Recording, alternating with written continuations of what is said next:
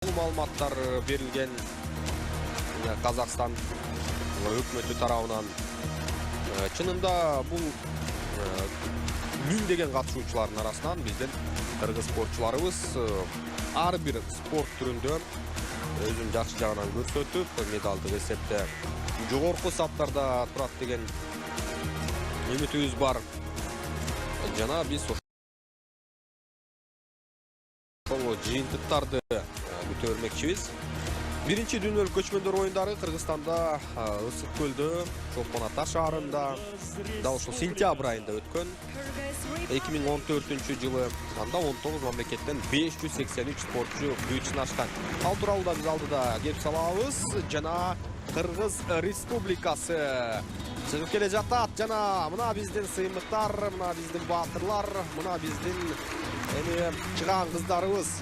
Ошондой эле өзүңүздөр көргөндө Кыргыз жилеги көтөрүлүп чыгып келе жатканын белгилей кетебиз. Бактияр Мирлан уулу Кыргызстан улуттук курамасынын капитаны болуп дайындалган.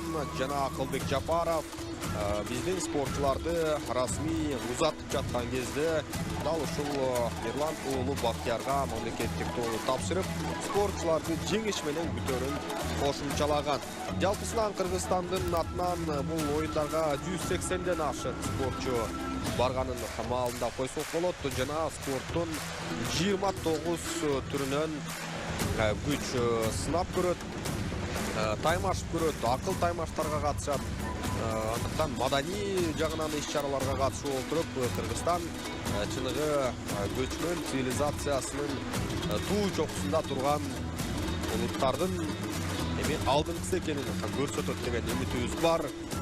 Биздин агалар, инилер, аталар, апалар бардыгы бул көчмөн оюндарында өздөрүн көрсөтүүгө аракетин жасашат. Алардын арасында машык кылуучуларыбыз бар, улуудагы албетте. Аларды дагы кошо кеттик. Андан сырткары жаш спортчуларыбыз бар, көк көрүүчүлөрүбүз бар. Андан сырткары Шавкат Мирзиёев дагы өзү келип отурган чагы. Шавкат Мирзиёев.